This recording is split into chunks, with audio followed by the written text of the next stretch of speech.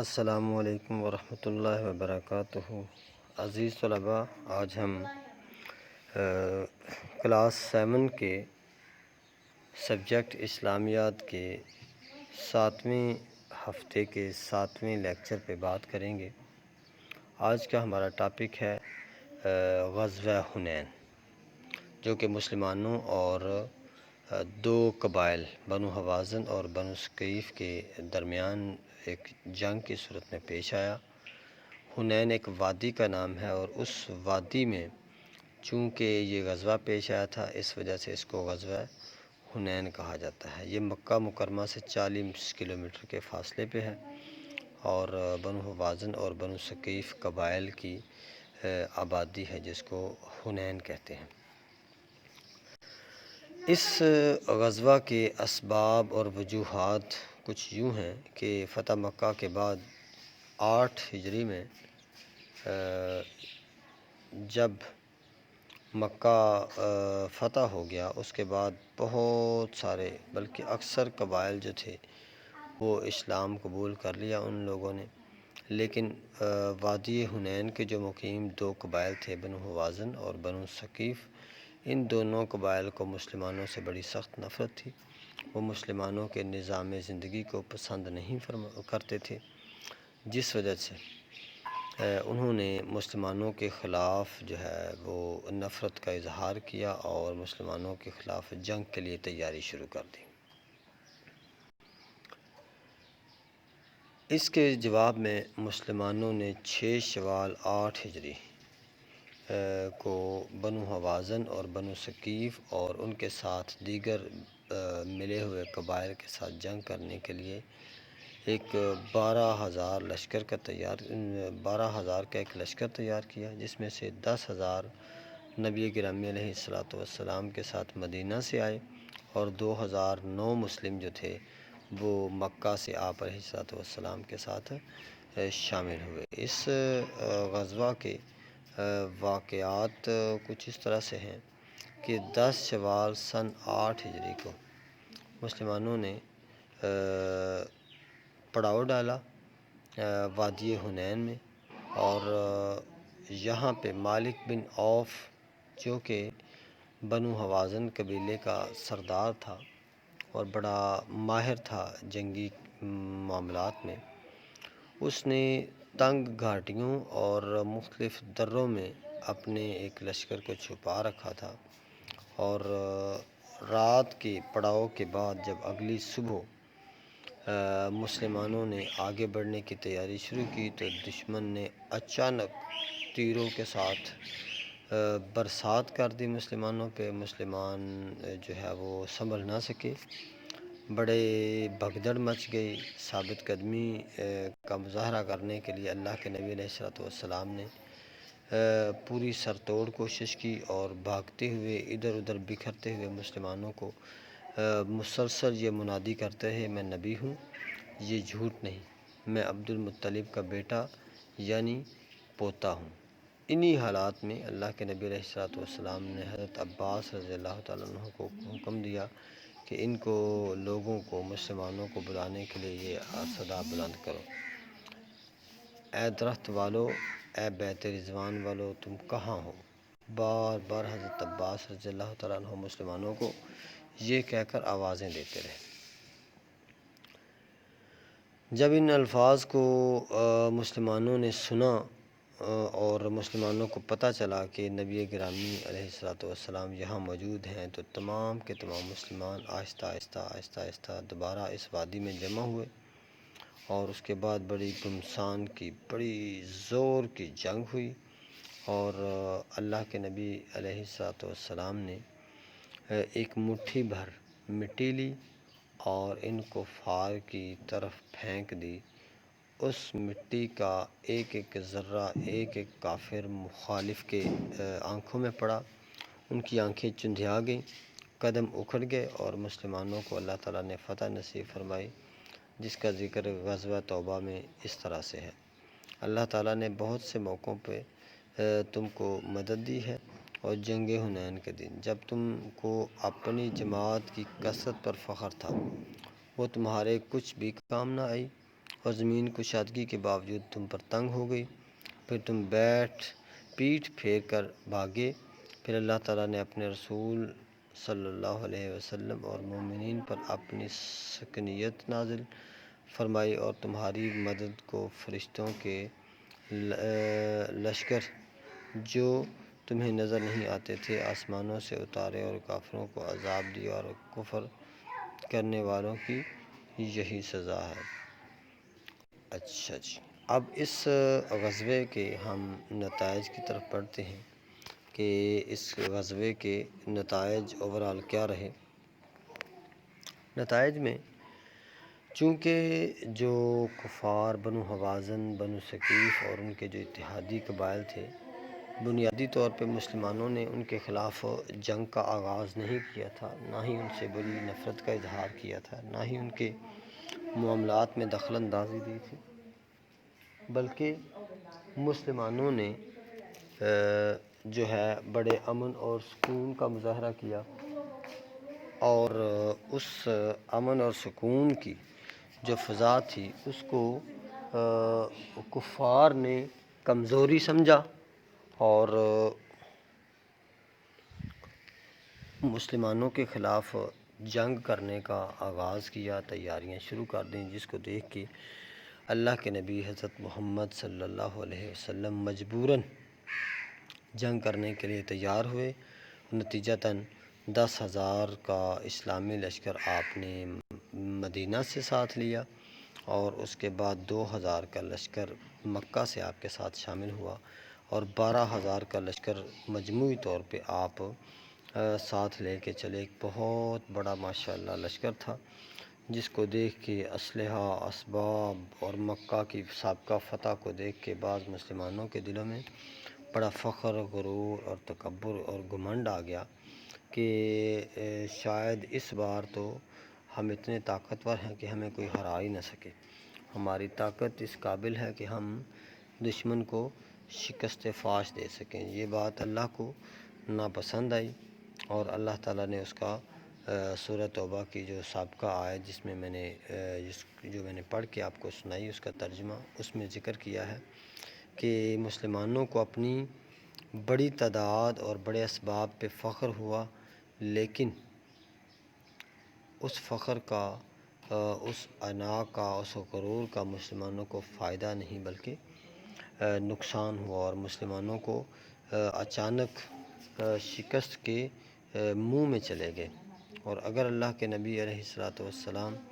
بڑی ہی شجاعت اور استقامت کا مظاہرہ نہ کرتے، دوسرے صحابہ کی طرح بکھر جاتے، تو پھر شاید نعوذ باللہ شکست جو ہے وہ مسلمانوں کے نصیب میں ہوتی، لیکن اللہ تعالیٰ نے اس ہزیمت سے بچایا، اور یہ سبق بھی دیا کہ جو طاقت اور قوت کا مرکز ہے وہ اللہ کی ذات ہے، تقدیر اللہ کی ذات کے ہاتھ میں ہے۔ دنیاوی ظاہری جو قوت ہے وہ اتنی کارگر ثابت نہیں ہو سکتی جتنی اللہ کی تقدیر اور اللہ کا حقیقی ساتھ انسان کے کام آ سکتا ہے۔ اس غزوہ میں 70 کفار مارے گئے اور صرف 4 مسلمان شہید ہوئے۔ بہت سا مال غنیمت مسلمانوں کے ہاتھ میں لگا، اور آپ علیہ السلام نے ہمیشہ کی طرح قیدیوں کے ساتھ اچھا سلوک کیا، اور وہ آپ کے سلوک سے متاثر ہو کے وادی حنین کے بہت سارے لوگ جو ہے نا وہ مسلمان ہو گئے، اور وقت گزرنے کے ساتھ ساتھ جو ہے وہ پورے کی پوری وادی جو ہے آپ علیہ السلام کے کردار سے متاثر ہو کر مسلمان ہو گئے۔ عزیز طلباء، اس سبق میں جو ہمیں سبق ملتا ہے وہ یہ ہے کہ ہمیں اپنے ظاہری اسباب پہ فخر نہیں کرنا چاہیے۔ جتنی اللہ ہمیں طاقت دے، قوت دے، مال و دولت دے، خوشحالی دے، ہمیں اتنا ہی غرور کی بجائے اتنا ہی اللہ کا زیادہ شکر گزار ہونا چاہیے، اللہ کے سامنے اتنے ہی زیادہ عاجز بننا چاہیے، لوگوں کی اتنی ہی زیادہ غریب غرباء کی خدمت کرنی چاہیے، تاکہ اللہ مزید خوش ہو اور اللہ انسان کو پہلے سے بھی زیادہ نعمتوں سے نوازے۔ اور جو تکبر اور غرور ہے اس سے ہمیں ہر ممکن کوشش کرنی چاہیے کہ ہم محفوظ رہیں، کیونکہ تکبر اور غرور جو ہے وہ انسان کے اخلاق کے لیے ایک ناسور کی حیثیت رکھتا ہے، بہت ہی نامناسب اور غیر اخلاقی اپنا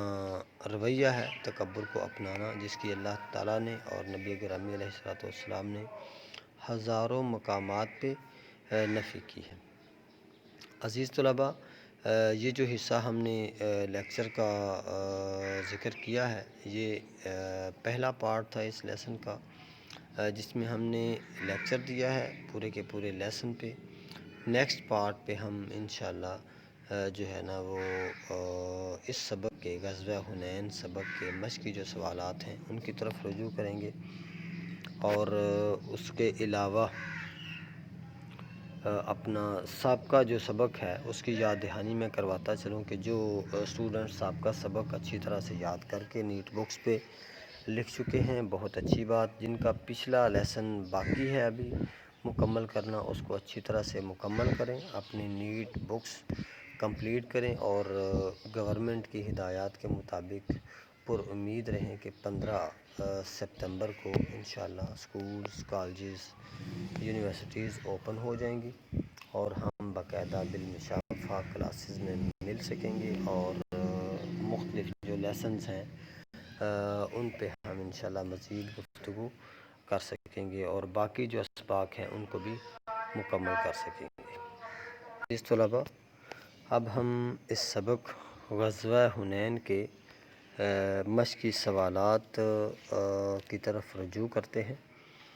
مشقی سوالات میں سب سے پہلا جو سوال ہے وہ ہے خالی جگہ پر کریں۔ خالی جگہ پر کرنے سے پہلے ایم سی کیوز ہیں جن کا ہم نے درست جواب کا انتخاب کرنا ہے۔ سوال نمبر 1 ہے، اور جز نمبر 1 ہے غزوہ حنین پیش آیا، اس کا صحیح جواب ہے 8 ہجری میں۔ مالک بن عوف سردار تھا، اس کا صحیح جواب ہے بنو حوازن کا۔ غزوہ حنین کا ذکر ہے سورۃ التوبہ میں۔ جیم پارٹ جو ہے وہ اس کا جواب ہے۔ حضور اکرم صلی اللہ علیہ وسلم نے بلند آواز میں پکارنے کو کہا حضرت عباس رضی اللہ تعالیٰ عنہ کو۔ اسی طرح 5واں جز ہے غزوہ حنین میں مسلمانوں کی تعداد تھی 12,000 تعداد تھی مسلمانوں کی غزوہ حنین میں۔ ہمارے پاس یہاں دوسرا سوال ہے خالی جگہ پر کریں۔ اس میں پہلا جز ہے 10 شوال ڈیش ہجری کو مسلمانوں نے وادی حنین میں پڑاؤ ڈالا۔ اب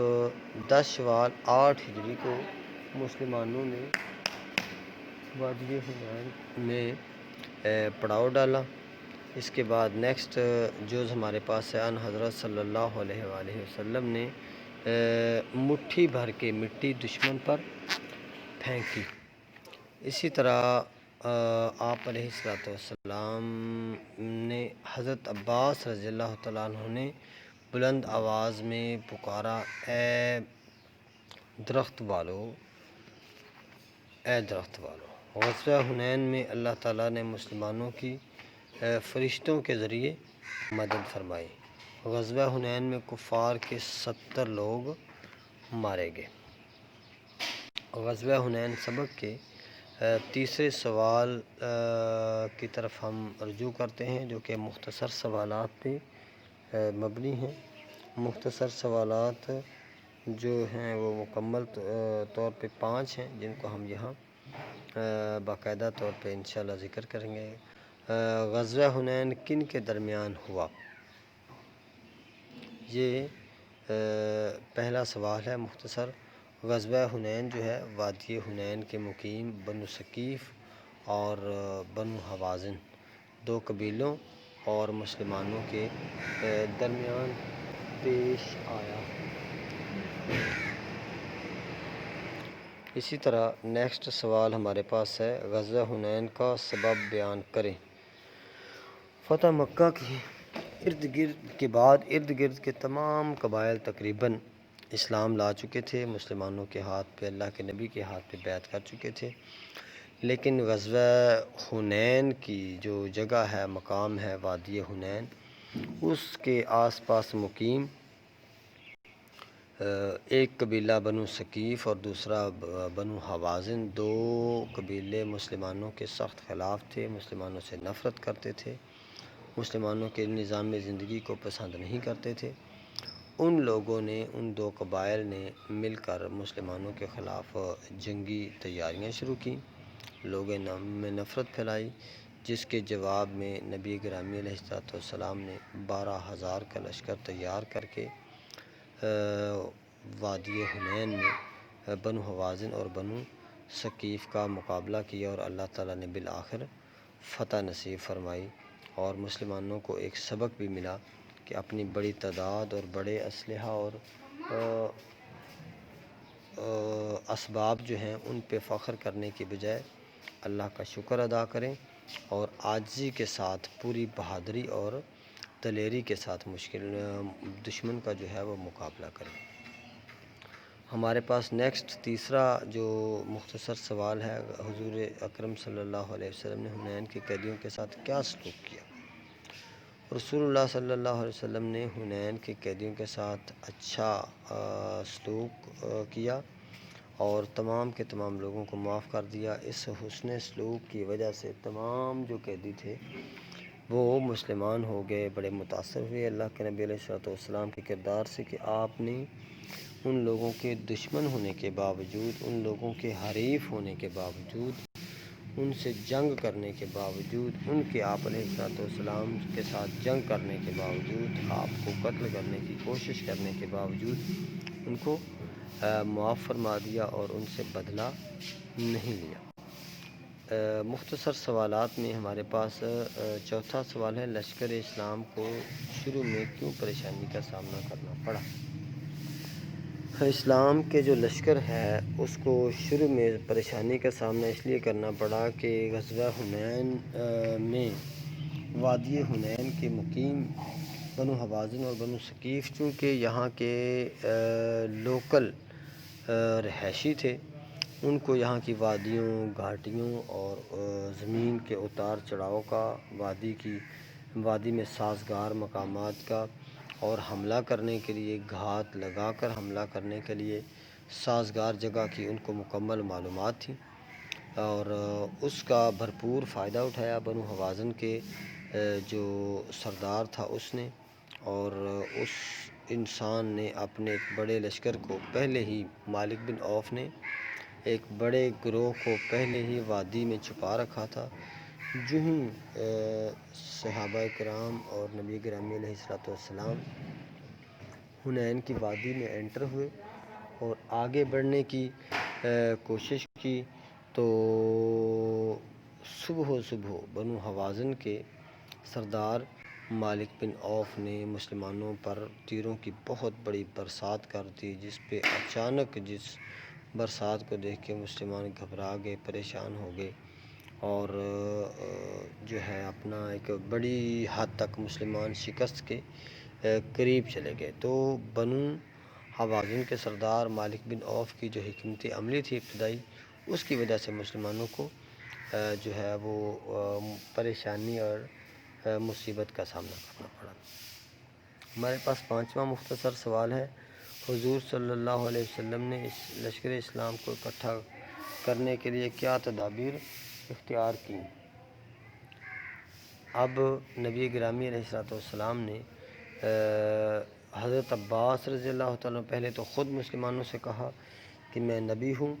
یہ جھوٹ نہیں، میں نبی ہوں، یہ جھوٹ نہیں، اور اس کے بعد حضرت عباس رضی اللہ تعالیٰ عنہ سے کہا کہ وہ بھی منادی کرائیں کہ اے درخت والو تم کہاں ہو، اے درخت والو مراد اے بیت رضوان والو تم کہاں ہو۔ جب یہ آواز سب مسلمانوں نے سنی تو سب کے سب واپس لوٹے، ایک مرکز میں جمع ہوئے اور پھر ڈٹ کر کفار کا وادی حنین میں مقابلہ کیا، اور اللہ تعالیٰ نے اپنے فضل و کرم کے ساتھ بالآخر فتح نصیب فرمائی۔ ہمارے سوالات کا آخری جو سوال ہے وہ تفصیلی سوالات ہیں۔ تفصیلی سوالات میں جو پہلا سوال ہے وہ ہے غزوہ حنین کے واقعات بیان کریں۔ صفحہ نمبر 38 واقعات کی جو ہیڈنگ ہے وہ ہمارے پاس موجود ہے، اس کو ہم اس جو سوال ہے اس کا جواب سمجھتے ہیں، جس کی تھوڑی سی جو ہے وہ ڈیٹیل میں آپ کو دے دیتا ہوں۔ پہلی جو لائن ہے اس میں اس سے شروع ہو رہا ہے یہ 38 صفحہ پہ پہلی لائن 10 شوال سن 8 ہجری کو مسلمانوں نے ڈیش اور مسلمان فاتح ہوئے۔ صفحہ نمبر 39 کی 11ویں لائن پہ یہ سوال مکمل ہو رہا ہے۔ پہلے سوال غزوہ حنین کے واقعات بیان کریں کا جواب جو ہے وہ یہاں تک ہے۔ اس کے بعد دوسرا سوال ہے حضور حنین کے نتائج و اثرات، غزوہ حنین کے نتائج و اثرات بیان کریں۔